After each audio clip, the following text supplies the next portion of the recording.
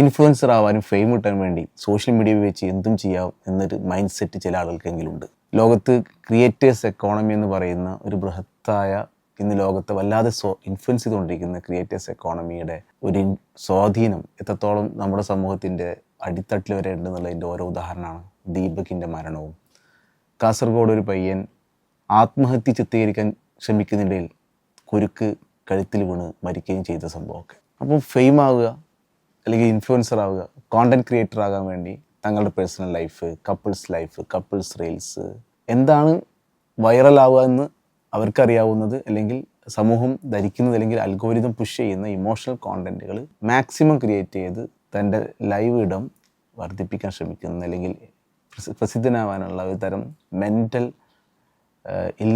രോഗം വ്യാപകമായിക്കൊണ്ടിരിക്കുകയാണ്. Creators economy നമുക്കറിയാം ലോകത്തിന് വലിയ തരത്തിൽ രാഷ്ട്രീയത്തെക്കാൾ ആളുകളെ സ്വാധീനിക്കുന്ന തരത്തിലേക്ക് മാറിയിട്ടുണ്ട്. 250 ബില്യൺ US$ കഴിഞ്ഞ വർഷം ക്രിയേറ്റേഴ്സ് എക്കോണമിയുടെ വാല്യൂ എന്ന് പറയുന്നത്, മൂല്യം എന്ന് പറയുന്നത്. ഗോൾഡൻ സാച്ചസിൻ്റെ ലിങ്ക് ട്രീയുടെയൊക്കെ സ്റ്റഡീസ് പ്രകാരം 2027 ആകുമ്പോഴേക്ക് 450 ബില്യൺ US$ എത്തുന്നതാണ് പറയുന്നത്.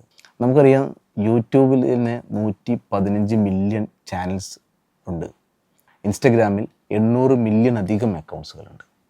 ഇതിലൊക്കെ 1 ബില്യൺ ഫോളോവേഴ്സ് മുതൽ ഇങ്ങോട്ട് 1 മില്യൺ ഫോളോവേഴ്സ്, വെറും 1000 ഫോളോവേഴ്സൊക്കെ ഉള്ള വിവിധ അക്കൗണ്ട്സുകളുണ്ട്.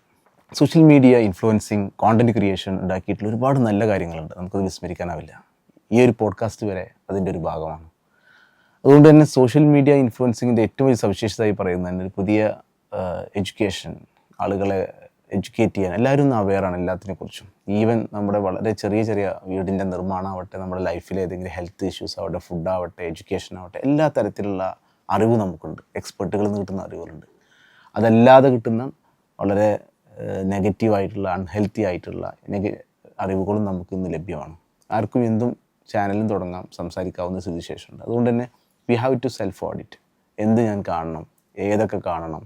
സോ നമ്മൾ ഇന്ന് തന്നെ ചെയ്യേണ്ട ഒരു കാര്യം എന്താ വെച്ചാൽ, നമ്മുടെ ഇൻസ്റ്റഗ്രാം, നമ്മുടെ യൂട്യൂബിൽ നമ്മൾ ആരൊക്കെയാണ് ഫോളോ ചെയ്തിട്ടുള്ളത്, ആ ഫോളോ ചെയ്യുന്ന പേജുകൾ കൃത്യമായിട്ട് മനസ്സിലാക്കി നമുക്ക് ആവശ്യമായിട്ടുള്ള സാധനം തന്നെയാണോ 2026 മുതൽ ഞാൻ കാണുന്നത് എന്നുള്ളത് ഉറപ്പുവരുത്തണം. കാരണം അത്രയധികം കോണ്ടൻറ്റ് അവൈലബിൾ ആണ്. നമ്മുടെ ഒരു ആയുസ് കംപ്ലീറ്റ് ചിലവഴിച്ചാലും നമുക്ക് കണ്ടു തീർക്കാൻ കഴിയാത്ത 24 hours നെറ്റും ഒരു ഡിവൈസും നിങ്ങൾക്കൊരു 10, 80, 100 വയസ്സ് ആയുസ്സുണ്ടായാൽ പോലും കണ്ടു തീർക്കാൻ കഴിയാത്ത അത്രയും അക്കൗണ്ട്സുകളും കോണ്ടൻറ്റും വീഡിയോസും അവൈലബിൾ ആണ് ഈ എല്ലാ സോഷ്യൽ മീഡിയ ചാനലുകളിലും.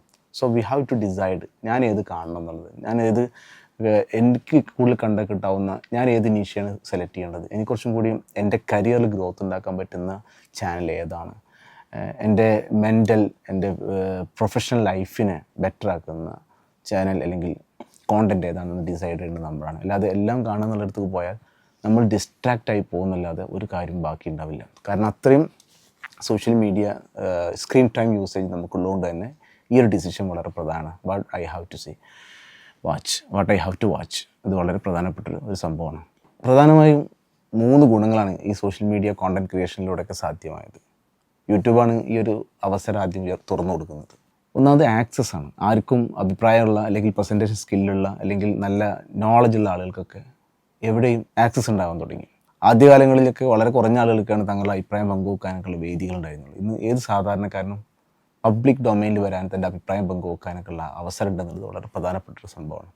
രണ്ടാമത്തത് കമ്മ്യൂണിറ്റി ബിൽഡപ്പായി എന്നുള്ളതാണ്. ഓരോ നീശ അടിസ്ഥാനത്തിൽ എഡ്യൂക്കേഷനിൽ തന്നെ അതിനകത്ത് തന്നെ ഓരോരോ നീശ വെച്ചുള്ള കമ്മ്യൂണിറ്റി ബിൽഡപ്പായി അവരവരുടെ networking, knowledge sharing, product sharing, അവരുടെ പേഴ്സണൽ ഗ്രോത്ത്, ഇതിനൊക്കെ വളരെയധികം സഹായകരമായിട്ടുണ്ട്. മൂന്നാമത്തെ സംഭവം മൈക്രോ എക്കോണമി ബിൽഡപ്പായി എന്നുള്ളതാണ്. നമ്മളിപ്പോൾ മിസ്റ്റർ ബീറ്റ്സിനെ പോലത്തുള്ള വലിയ 400 മില്യൺ ഫോളോവേഴ്സുള്ള ആളുകളെ എല്ലാത്തവരൊക്കെ തന്നെ നമ്മുടെ teachers selling there course, educators, fitness coach, life style, അങ്ങനെ ഒരുപാട് പേര് തങ്ങളുടെ എഡ്യൂക്കേറ്റ് ഏൺ. വളരെ കുറഞ്ഞ ഏണിംഗ് ആണെങ്കിൽ തന്നെ അവരുടെ ലൈഫിനെ അത് ഇമ്പാക്റ്റ് ചെയ്യുന്ന തരത്തിലേക്ക് നമുക്ക് ചുറ്റുവട്ടത്ത് ഒരുപാട് ഇൻഫ്ലുവൻസസ് ഉണ്ട്. ഇങ്ങനെ 3 പ്രധാനപ്പെട്ട ഗുണങ്ങൾ ഇതുകൊണ്ടുണ്ടായിട്ടുണ്ട്. ഇതിൻ്റെ നെഗറ്റീവ് സൈഡ് കൂടി നമ്മൾ കാണേണ്ടത്. ഒന്നാമത്തെ പ്രധാനപ്പെട്ട കാര്യം എന്താ വെച്ചാൽ, സെൽഫ് കമ്മ്യൂണിക്കേഷൻ അല്ലാതെ നടക്കുന്നുണ്ട് സോഷ്യൽ മീഡിയകളിൽ. കാരണം തങ്ങളുടെ പേഴ്സണൽ ലൈഫ് ആണ് പ്രൊഡക്റ്റ് ആക്കുന്നത്. അവിടുത്തെ ഓരോ അവസരങ്ങൾ, കപ്പിൾസ് തമ്മിലുണ്ടായപ്പോൾ ചില ഇഷ്യൂസ്. സോ നമ്മുടെ പേഴ്സണൽ ലൈഫിനെ കംപ്ലീറ്റ് കമ്മോഡിഫിക്കേഷൻ ചെയ്ത് അത് പബ്ലിക്കിലേക്ക് എത്തുമ്പോൾ ഉണ്ടാകുന്ന ചില മെൻ്റൽ പ്രഷേഴ്സ്. ഞാനിന്ന് ഹാപ്പിയാണോ ഇല്ല എന്നുള്ളതല്ല, ഞാൻ ക്യാമറ മുന്നിൽ ഹാപ്പി ആയിക്കൊള്ളണം. എൻ്റെ ലൈഫ് ഒന്ന് ബാഡ് ആയിക്കാം, പക്ഷേ ക്യാമറ മുന്നിൽ ഞാൻ ബാഡല്ല. ഇത് രണ്ട് തരത്തിലാണ്. ഒന്ന്, അത് ചെയ്യുന്ന ആൾക്കുണ്ടാക്കാവുന്ന ഒരു ഇമ്പാക്റ്റ്, നെഗറ്റീവ് ഇമ്പാക്റ്റ് അത്യാവശ്യം ഉണ്ടാവും. രണ്ടാമത്തെ ഒരു പ്രശ്നം, കാണുന്ന ആളുകൾ ദേ believe their life is very beautiful every day. ഇവരുടെ ലൈഫ് എന്നും ഭയങ്കര സംഭവമാണല്ലോ. നമ്മൾ ഒരിക്കലും ഇൻഫ്ലുവൻസേഴ്സിൻ്റെ അല്ലെങ്കിൽ റീൽസ് ചെയ്യുന്ന ആളുകളുടെ ലൈഫ് കണ്ടിട്ട് അവർ ഭയങ്കര ഹാപ്പിയാണെന്ന് കരുതരുത്. അവർ ആ സ്ക്രീൻ ടൈമിൽ വരുന്ന 10 മിനിറ്റ് അല്ലെങ്കിൽ 20 മിനിറ്റാണ് അവർ ആ ഹാപ്പിനെസ് നമ്മുടെ മുന്നിൽ പ്രദർശിപ്പിക്കുന്നത്. അതൊരു നടനമാണ്, അതൊരു ആക്ടിങ് ആണ്, അല്ലാതെ അതൊരിക്കലും റിയൽ ലൈഫ് ഷൂട്ടല്ല. അപ്പോൾ അത് കണ്ട് എൻ്റെ ലൈഫ് ഇങ്ങനെയല്ല, എൻ്റെ ഹസ്ബൻഡ് ഇങ്ങനെയല്ലല്ലോ, എൻ്റെ ഹസ്ബൻഡ് എനിക്കൊന്നും ഗിഫ്റ്റ് തരുന്നില്ലല്ലോ, അത്ര ഒരു സ്ട്രെസ്സ് ഐ തിങ്ക് എല്ലായിടത്തും ഉണ്ട്. അതുപോലെ അദ്ദേഹം പലതും അച്ചീവ് ചെയ്തല്ലോ. പ്രത്യേകിച്ച് പുതിയ കുട്ടികളിൽ അല്ലെങ്കിൽ യങ്ങസ്റ്റേഴ്സ് കുറച്ചും കൂടി ബെറ്റർ ആവുമെന്ന് ആഗ്രഹിക്കുന്ന ആളുകൾ, I can do something more. നമുക്ക് ചെയ്യാവുന്ന ഒരു സ്ഥലത്തിൽ നമ്മൾ ഒരുപാട് കാര്യങ്ങൾ ചെയ്യുന്നുണ്ട്. So believe in that and make it no doubt we have to build our profile in social media also, but don't go for stress. ഇതുണ്ടാക്കുന്ന ഒരു പ്രശ്നമാണ്, ഒരു പാരാസോഷ്യൽ റിലേഷൻഷിപ്പ് ഉണ്ടാക്കുന്നത്. പാരാസോഷ്യൽ റിലേഷൻഷിപ്പ് എന്ന് പറയുമ്പോൾ ഈ ഇൻഫ്ലുവൻസറോടുള്ള ഒരു താല്പര്യം, അദ്ദേഹം എന്ത് കമ്മ്യൂണിറ്റി പർച്ചേസ് ചെയ്താലും അല്ലെങ്കിൽ അദ്ദേഹം എന്ത് കമ്മ്യൂണിറ്റി ബ്രാൻഡ് ചെയ്താലും we believe that is good.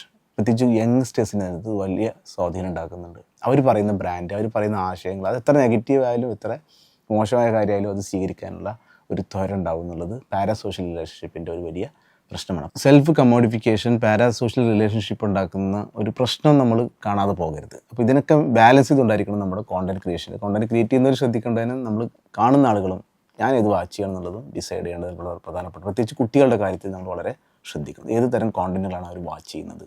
ആ കോണ്ടന്റുകൾ സ്വാഭാവികമായി അവരുടെ മൈൻഡ് സെറ്റിനെ, വേൾഡ് വ്യൂ, അവരുടെ ലൈഫിനോടുള്ള അപ്രോച്ച്, ആറ്റിറ്റ്യൂഡ്, ഇതിനൊക്കെ അത് സ്വാധീനിക്കുന്നതിൽ യാതൊരു സംശയമില്ല. So we have as A parents we have to decide and we have to define them what they have to watch. ഇത് വളരെ പ്രധാനപ്പെട്ട സംഭവമാണ്.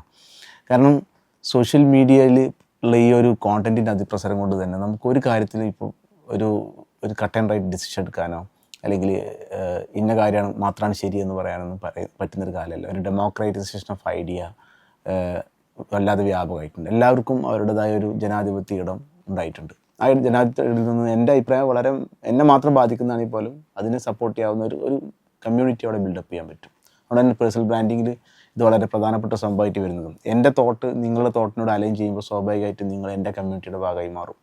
അത് ഫോളോ ചെയ്യുന്നതിലേക്കും ലൈക്ക് അടിക്കുന്നതിലേക്കൊക്കെ അത് നീളും, സ്വാഭാവികമാണ്. അത് സോഷ്യൽ ലൈഫിൽ നമ്മൾ കാണുന്നതാണ്. നമ്മൾ ഫിസിക്കൽ ലൈഫിൽ നമ്മൾ ഒരാളെ സപ്പോർട്ട് ചെയ്യുന്നതിൻ്റെ കാരണം അതായിരിക്കും. പണ്ട് സിനിമകളിലൂടെ ആയിരുന്നു ഇൻഫ്ലുവൻസ് സംഭവിച്ചിരുന്നത്. അത് എപ്പോഴെങ്കിലും ഒരു സിനിമ ഇറങ്ങുമ്പോൾ ഉണ്ടായിരുന്ന സംഭവമാണെങ്കിൽ നമ്മുടെ കയ്യിൽ ഡിവൈസ് ഉണ്ട്, കുട്ടികളുടെ കയ്യിൽ ഡിവൈസ് ഉണ്ട്. സോ നമ്മളതിനെ ഒരാൾ നമ്മൾ ഫോളോ ചെയ്യുന്നുണ്ട്, അദ്ദേഹം ഡെയിലി കോണ്ടന്റ് ഇടുന്ന ആളാണെങ്കിൽ every day he's influencing our way of life, our thinking pattern, everything.